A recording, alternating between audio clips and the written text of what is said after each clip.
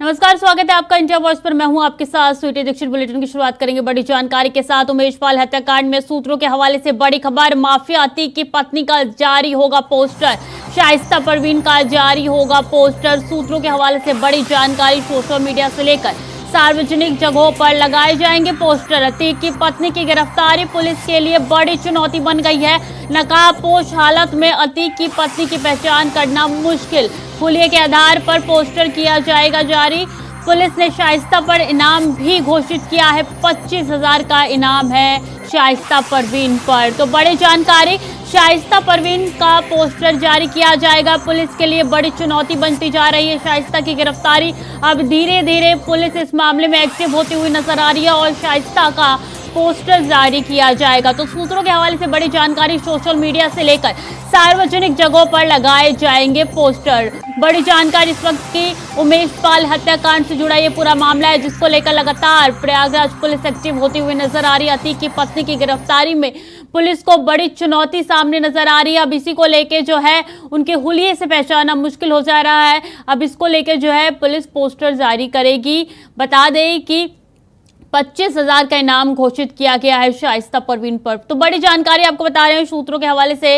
लगातार उमेश पाल हत्याकांड से जुड़ा एक के बाद एक नए बड़े खुलासे हो रहे हैं। हमने कुछ ही दिनों पहले देखा था कि हत्या जिस दिन हुई थी उसके 5 दिन पहले के सीसीटीवी फुटेज शाइस्ता परवीन का सामने आया था, जिसके बाद से लगातार शाइस्ता को भी ढूंढने की कवायद शुरू हो गई प्रयागराज पुलिस की तरफ से और 25,000 का इनाम घोषित किया गया है शाइस्ता परवीन पर। अतीक अहमद की पत्नी है शाइस्ता परवीन, जिसको लेकर पुलिस अलर्ट होती हुई नजर आ रही है। ढूंढने की तमाम कोशिश की जा रही है।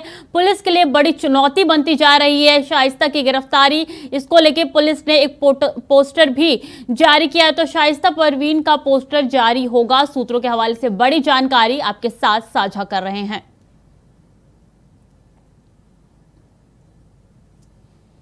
ज्यादा जानकारी के साथ शोएब रिजवी हमारे साथ जुड़ चुके हैं। शोएब, देखिए लगातार प्रयागराज पुलिस की तरफ से एक के बाद एक बड़ा एक्शन होता जा रहा है। अब ये भी जानकारी निकल के सामने आई है कि पोस्टर जो है जारी किया जाएगा शाइस्ता का। क्या जानकारी है? जी बिल्कुल सिटी, देखिए इस पूरे मामले में पुलिस और एसटीएफ की लगातार जो टीमें काम कर रही हैं, सीधे तौर पर हमें उन्हें कोई बहुत बड़ी कामयाबी नहीं मिली और इसीलिए उन पर दबाव भी है। चूंकि शाइस्ता परवीन जो अतीक अहमद की पत्नी है वो इस पूरे मामले में एफआईआर में आरोपी बनाई गई हैं। जो उमेश पाल की हत्या हुई, उनकी पत्नी की जया जो पाल है, उनकी तरफ से जो एफआईआर दर्ज कराई गई उसमें न सिर्फ अतीक अहमद, अशरफ और अतीक की पत्नी शाइस्ता और उनके बेटों के नाम उसमें दर्ज है और इसलिए एक बड़ी चुनौती है पुलिस की उनको गिरफ्तार करने की। हालांकि इतने दिन बीत जाने के बाद भी अभी तक पुलिस उन्हें गिरफ्तार नहीं कर पाई और इसीलिए न सिर्फ उन पर 25,000 रुपए का इनाम घोषित हो चुका है, बल्कि जो इस घटना में शूटर सीसीटीवी देखे उनके ऊपर 5-5 लाख रुपए के इनाम घोषित हो चुके हैं। हमारे पास जो जानकारी कि जल्द ही शाइस्ता परवीन अगर गिरफ्तार नहीं होती तो जो धनराशि है उनकी इनाम की वो बढ़ाई जा सकती है, यानी 25,000 से 50,000 तक की जा सकती है। फिलहाल अभी ऑफिशियल इस पर कोई जानकारी नहीं दी गई, लेकिन अब एक जानकारी सूत्रों के हवाले से आ रही कि जल्द ही शाइस्ता परवीन का स्केच जारी किया जा सकता है, क्योंकि शाइस्ता परवीन नकाब में रहती हैं, उनका चेहरा ढका हुआ है और ऐसे में उनको पहचानने के लिए थोड़ी मुश्किलें भी हो रही हैं। तो अब पुलिस शायद इस मामले में काम कर सकती है। हालांकि अभी इस पर कोई ऑफिशियल जानकारी नहीं दी गई, लेकिन जो हमारे पास जानकारी है कि जल्द ही न सिर्फ शाइस्ता परवीन पर इनाम बढ़ाया जाएगा बल्कि उनके स्केच भी जारी किए जा सकते हैं। पुलिस इस विषय में भी आगे काम कर रही है और साथ ही साथ जो एसटीएफ की टीम है वो लगातार कोशिशें कर रही हैं। जो टीम बनाई गई हैं अलग अलग जगहों पर, वो न सिर्फ छापेमारी कर रही है, जो संदिग्ध उनको नजर आ रहे हैं इस मामले में सूत्रों के हवाले से सारी जानकारियां आ रही हैं। हालांकि इस पर ऑफिशियल अभी तक पुलिस विभाग भी मौन है, लेकिन कुछ महिलाओं को भी उठाया गया है जिनसे पूछताछ की जा रही है और उन पर इस तरह के आरोप हैं। पुलिस के पास इस तरह के इनपुट थे कि उन्होंने शाइस्ता परवीन की मदद की, इस तरह की चीजें हैं, लेकिन इस बारे में ऑफिशियल जानकारी नहीं। लेकिन पुलिस की इस सारे मामलों से सिर्फ एक बात साफ हो रही है कि पुलिस के ऊपर दबाव है और वो लगातार कोशिश कर रही है कि जो एफआईआर में जिनके नाम दर्ज हैं जल्द से जल्द उनको गिरफ्तार करे। साथ ही साथ जो सीसीटीवी बरामद हुआ जिसमें वो शूटर सीख रहे हैं उन तक कितनी जल्दी पहुंचा जाए और इसी कवायद के लिए जो कुछ संभव हो सकता है, चाहे वो इनाम की धनराशि बढ़ाने की बात हो, इनाम घोषित करने की बात हो या उन लोगों के स्केच जारी करने की बात हो, ये इस पर तमाम पुलिस काम कर रही है और आने वाले दिनों में हो सकता है कि ये जो चीजें अभी सुनने में आ रही है वो अमली जामा भी पहनते हुए दिखे। जी, इसको लेके साफ तौर पे नजर आ रहा है कि कहीं ना कहीं प्रयागराज पुलिस के लिए एक बड़ी चुनौती बनती जा रही है शाइस्ता की गिरफ्तारी। बिल्कुल शाइस्ता की ही गिरफ्तारी नहीं, बल्कि जो इसमें आरोपी बनाए गए और जो शूटर्स दिख रहे हैं, क्योंकि इस मामले में राजनीतिक रूप से भी काफी तूल पकड़ा हुआ है। जिस तरह से मीडिया में भी इस सिलसिले की खबरें लगातार प्रसारित हो रही हैं, तो उससे कहीं ना कहीं प्रशासनिक अमला भी दबाव में है, क्योंकि उसको इसका रिजल्ट अभी तक दिखाई नहीं पड़ रहा, ना ही उसे मिला है। और ऐसे में वो तमाम कोशिशें कर रही है, यहाँ से लेकर के नेपाल तक एसटीएफ की टीम लोगों को खंगालने की कोशिश कर रही है। जिन पर शक है उन्हें हिरासत में लेकर उनसे पूछताछ कर रही है। न सिर्फ पुरुष बल्कि कुछ महिलाएं भी इस पूरे मामले में रडार पर हैं। एक दो महिलाओं से जो शूटर्स के कनेक्शन होने की सूचना पर उन्हें भी हिरासत में लेकर पूछताछ की गई। लेकिन ये सारी जानकारियां सिर्फ सोर्सेस के हवाले से आ रही है। इस बारे में जो लोकल प्रशासन है वो बहुत सीधे तौर पर मीडिया से कोई भी बात शेयर नहीं कर रहा। उसके पीछे उसकी तरफ से यही तर्क किया जा रहा कि चूंकि ये गंभीर मामला है और इसमें किसी तरह का अगर वो चीजें शेयर करते तो उससे लीक हो करके इसका फायदा जो आरोपी है वो उठा सकते, इस तरह की चीजें सामने दी जा रही। लेकिन जिस तरह से दबाव है उसमें कहीं ना कहीं पुलिस के लिए अब चुनौती लगातार बढ़ती जा रही, क्योंकि 22 दिन से ज्यादा बीत चुके हैं और अभी भी घटना में जो सीधे तौर पर शामिल लोग हैं उन तक नहीं से पुलिस पहुंच पाई है, न उन्हें गिरफ्तार कर पाई है। तो ऐसे में अब पुलिस के लिए तमाम तरह के जो हथकंडे हैं वो आजमाने में कोशिशें कर रही हैं। उसी कड़ी में न सिर्फ 5-5 लाख रुपए के शूटर्स पे इनाम है, बल्कि जो एफआईआर में आरोपी शाइस्ता परवीन है उन पर भी 25,000 का इनाम है और अब केस जारी करने की भी बात की जा रही है। जी बिल्कुल, अब देखना होगा कि कब तक शाइस्ता परवीन की गिरफ्तारी जो है पुलिस कर पाती है। बहुत बहुत धन्यवाद शोएब तमाम जानकारियों के लिए। खबरों में आगे बढ़ेंगे। महाढक सुकेश चंद्रशेखर ने अब अदालत के जज पर ही आरोप लगा दिए हैं। साथ ही उसने ये भी मांग रखी है कि उसके केस को दूसरे जज को ट्रांसफर कर दिया जाए। पटियाला हाउस कोर्ट ने इस पर सख्त नाराजगी जताते हुए कहा कि उसे जज पर इस तरीके की टिप्पणी करने का कोई अधिकार नहीं है। शनिवार को पेशी के बाद कोर्ट ने सुकेश चंद्रशेखर की न्यायिक हिरासत को 31 मार्च तक के लिए बढ़ा दिया है।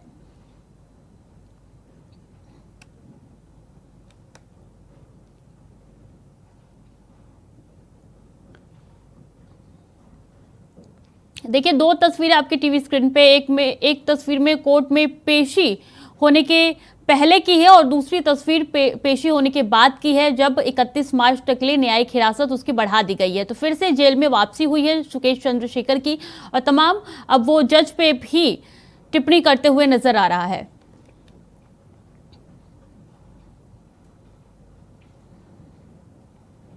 खबरों में आगे बढ़ेंगे। उत्तर प्रदेश के मुख्यमंत्री योगी आदित्यनाथ 2 दिवसीय दौरे पर शुक्रवार को वाराणसी पहुंचे।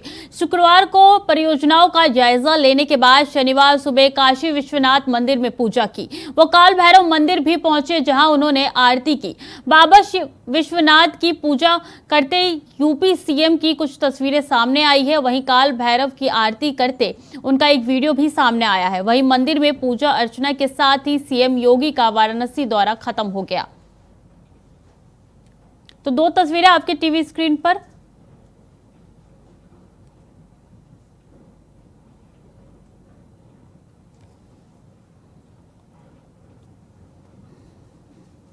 तो दो तस्वीरें आपके टीवी स्क्रीन पे, एक बाबा काशी का पूजा अर्चना सीएम योगी ने किया और दूसरी तस्वीर जो है भैरव बाबा का पूजन करते हुए वो नजर आए। तो दो तस्वीरें आपके साथ साझा करें हम। प्रभु के दर पर सीएम योगी पहुंचे हैं, बाबा काशी के यहाँ जाके पूजा अर्चना की। तो दूसरी तस्वीर भैरव बाबा की है, जहाँ पे वो पूजा अर्चना करते हुए दिखे।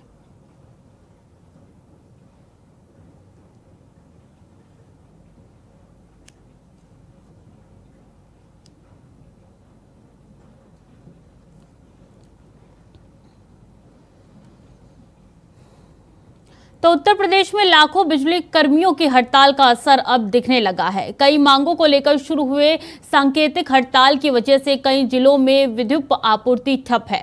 कई जिलों में हड़ताली कर्मचारियों को गिरफ्तार करने के साथ संविदा कर्मियों की सेवा समाप्त करने का फैसला लिया गया। हालांकि कर्मचारी झुके नहीं और हड़ताल जारी है।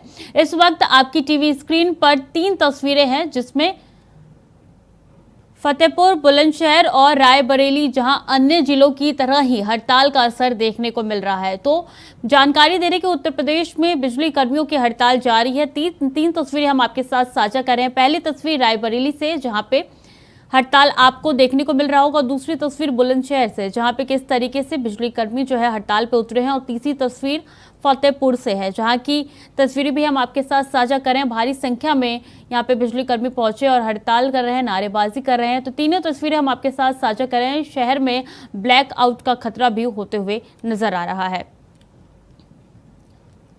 तो विद्युत कटौती पर फूटा है गुस्सा, चक्का जाम करके नारेबाजी भी कर रहे हैं वहां के लोग। है कि 48 घंटा हो चुके हैं। बिजली विभाग जैसा कि अवगत सबको पता है कि धरने में है ठीक है, लेकिन जिला प्रशासन के हाथ में उनके हाथ में सारी जिम्मेदारी दी गई है। लेकिन जिला प्रशासन अब बहाल क्यों नहीं कर पा रहा है? हमारा मीडिया से ये कहना है कि जहाँ की लाइट चालू है, बड़े उच्च अधिकारियों के पास लाइट पहुँच गई है। Patel Nagar area, civil line area, other area में लाइट पहुँच गई है और ये मोहल्ले में ही लाइट नहीं आ रही है। हमारा लाला बाजार, मुरायन टोला, पनी चौराना, चौराहा क्षेत्र, सारे क्षेत्रों में मुरायन टोला फीडर और फीडर बंद किया गया। पास मैसेज के द्वारा आया है कि आयुक्त ने जो है एक गठित किया है टीम, जो हमको ऊर्जा की सप्लाई के लिए ऑलरेडी तत्पर है। हम वहाँ फोन लगाते हैं, वहाँ से कोई रिप्लाई नहीं मिलता है। हम लोगों को 2 दिन हो गए, 16 घंटे, 16 तारीख से अभी तक हम लोग इतना परेशान हो गए। कल रात में लाइट आई है, उसके बाद पानी नहीं है घरों में, बच्चे परेशान है, पत्नियाँ परेशान।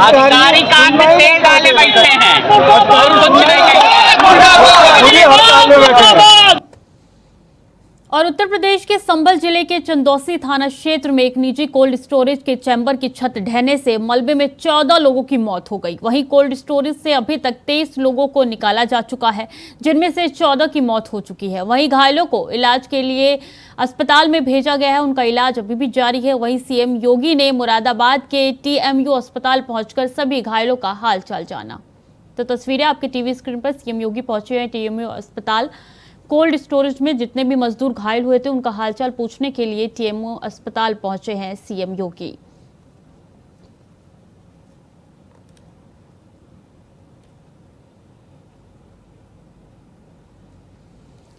बता दें, इस कोल्ड स्टोरेज के ढहने से कई मजदूरों की मौत हो गई, तो वहीं कुछ मजदूर घायल भी हुए हैं, जिनको अस्पताल में भर्ती कराया गया है, जिनका हालचाल पूछने के लिए सीएम योगी अस्पताल पहुंचे हैं।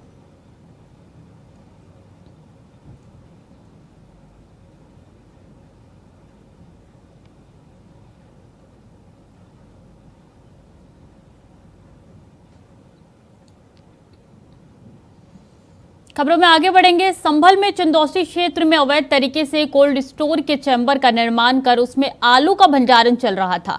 क्षमता से अधिक आलू रखने के चलते चैम्बर गिर गया था, जिसमें 14 मजदूरों की मौत हो गई, जबकि 10 घायल हो गए थे।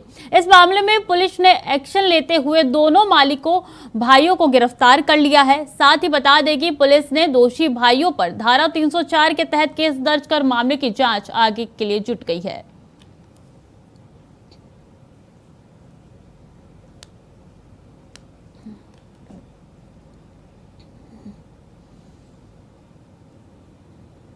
अगली खबर फर्रुखाबाद से है, जहां दबंगों के हौसले बुलंद होते हुए नजर आ रहे हैं। जहां एक घर में घुसकर दबंगों ने 2 महिलाओं को लाठी डंडों से बुरी तरीके से पीटा और फिर छत से नीचे फेंक दिया, जिसमें महिला गंभीर रूप से घायल हो गई।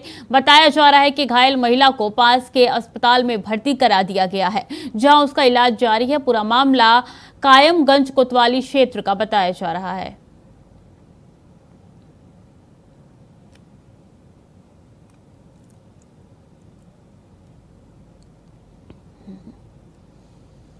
तो वहीं बुलंदशहर के कब्रिस्तान में एक युवक का शव मिलने से इलाके में सनसनी फैल गई है। उसके शरीर पर वार के गहरे घाव मिले हैं।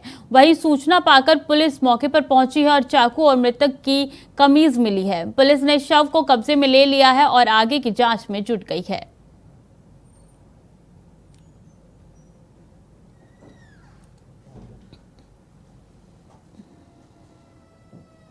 और बिजनौर में जन नायक एक्सप्रेस में सफर कर रहे शख्स ने पुलिस को फोन करके ट्रेन में आतंकियों के सफर करने की सूचना दी, जिसके बाद भारी फोर्स के साथ पुलिस नजीबाबाद रेलवे स्टेशन पहुंची और सुबह के 4 बजे तक ट्रेन की तलाशी करती रही, लेकिन यह जानकारी झूठी साबित होने के बाद पुलिस ने राहत की सांस ली।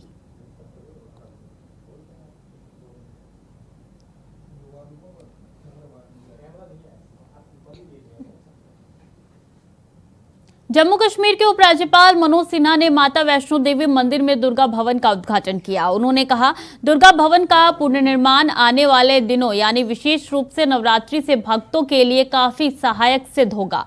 प्रतिदिन 3000 लोग सुविधापूर्वक यहां पर रुक सकते हैं।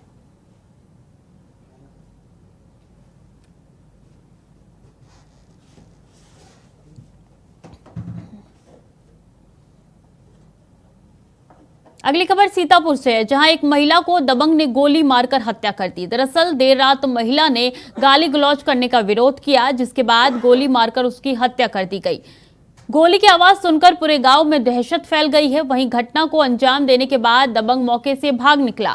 जानकारी मिलते ही मौके पर एसपी अपनी पूरी टीम के साथ पहुंची, शव को पोस्टमार्टम के लिए भेज दिया और छापेमारी शुरू कर दी है, जिसमें 2 लोगों को हिरासत में ले लिया गया है। इनके पास से घटना में इस्तेमाल किए गए तमंचा भी बरामद कर दिए गए हैं।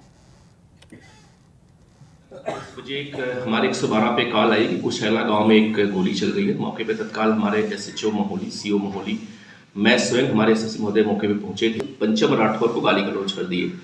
पंचम राठौर ने विरोध किया।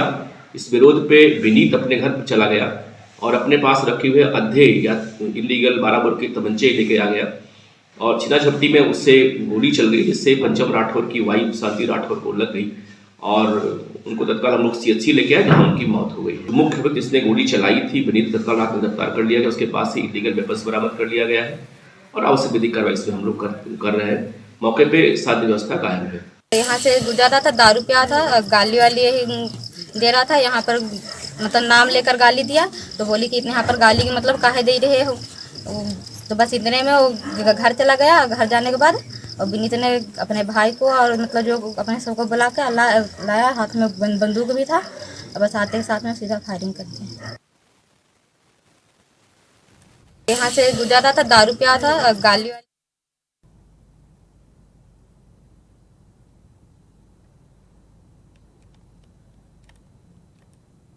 खबरों में आगे बढ़ेंगे। सोनभद्र में एक बड़ा हादसा हो गया है। बारिश के दौरान नदी में मौजूद चरवाहे अचानक पानी आने से बह गए। जानकारी मिलने पर मौके पर पहुंची पुलिस ने खोजबीन कर 4 शवों को बाहर निकाला। वहीं 2 की तलाश अभी भी जारी है। मामला कौन थाना क्षेत्र का बताया जा रहा है।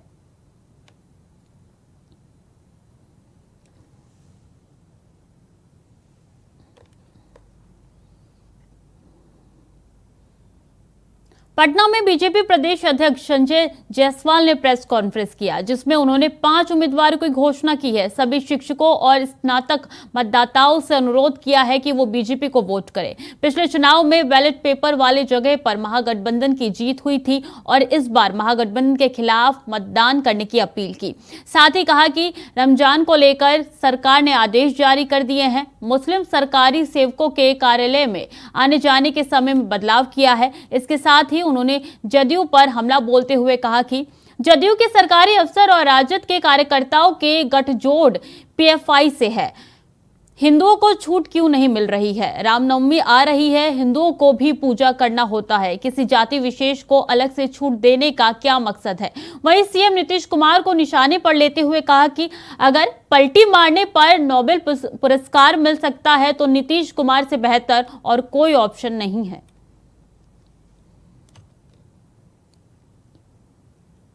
सभी शिक्षकों और ग्रेजुएट मतदाताओं से अनुरोध करता हूं कि आप सब भारतीय जनता पार्टी के उम्मीदवार को वोट करें। पिछले बार 2020 के चुनाव में बैलेट का जो मतदान हुआ था उसमें सबसे ज़्यादा मत महागठबंधन को ही मिले थे। बैलेट का अगर आप याद कीजिए, बैलेट मतदान में ज़्यादा शिक्षक कर्मी ही रहते हैं। उसमें सभी जगहों पर हमें हार का सामना करना पड़ा था और हार का सामना इसलिए करना पड़ा था क्योंकि राजद ने जो घोषणा पत्र दिया था उसमें इस बात का वादा किया था कि संविदा प्रथा को खत्म कर सभी कर्मचारियों को स्थायी किया जाएगा और समान काम का समान वेतन दिया जाएगा। सभी विभागों में निजीकरण को समाप्त किया जाएगा। नियोजित शिक्षकों, वर्तमान कार्यपालक सहायकों, लाइब्रेरियन, उर्दू शिक्षकों की बहाली की जाएगी। मेरा सभी शिक्षकों से खास करके अनुरोध रहेगा कि आपने पिछली बार राजद के झूठे वादे पर जो मत दिया था, इस बार उनको सबक सिखाने की जरूरत है। ये शिक्षक अभ्यर्थी के सभी शिक्षकों से मेरा अनुरोध रहेगा कि इस बार मतदान महागठबंधन से। और कानपुर के बर्रा थाना क्षेत्र के हुक्काबार में नाबालिग के साथ हुए रेप कांड में एक और बड़ा खुलासा हुआ है। दरअसल उसके साथ न केवल रेप बल्कि दरिंदगी भी की गई थी। नाबालिग के मेडिकल रिपोर्ट में शरीर के अलग अलग हिस्सों पर 8 से ज्यादा जगह निशान मिले हैं। बता दें 3 मार्च को इस वारदात को अंजाम दिया गया था और मामले में पुलिस ने मुख्य आरोपी विनय और हुक्काबार संचालक शोभित पाल को जेल भेज दिया गया था।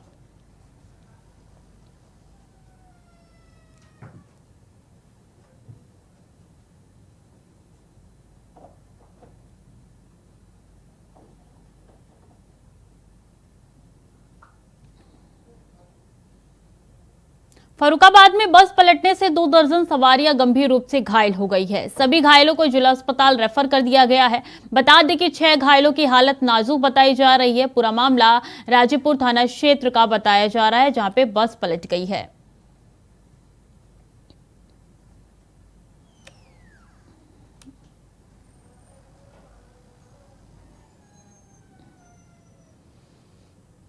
और बड़ी जानकारी 19 मार्च को सीएम योगी का अयोध्या दौरा। सुबह 11 बजे के करीब पहुंचेंगे रामनगरी में मुख्यमंत्री। हनुमानगढ़ी में करेंगे सीएम योगी दर्शन। अयोध्या में होने वाली परियोजनाओं का निरीक्षण कर सकते हैं सीएम योगी। बड़ी जानकारी दे रहे हैं। सुबह 11 बजे के करीब पहुंचेंगे रामनगरी। सीएम योगी का 19 मार्च को अयोध्या दौरा है। हनुमानगढ़ी में करेंगे सीएम योगी दर्शन। वहां पे बन रहे सभी परियोजनाओं का निरीक्षण कर सकते हैं सीएम योगी आदित्यनाथ। तो अयोध्या में होने वाली परियोजनाओं का कर सकते हैं निरीक्षण। बड़ी जानकारी इस वक्त की सीएम योगी का अयोध्या दौरा 19 मार्च को होगा। सुबह तकरीबन 11 बजे पहुंचेंगे सीएम योगी। फिलहाल के बुलेटिन में इतना ही। बाकी की जानकारी के लिए देखते रहिए इंडिया वॉइस।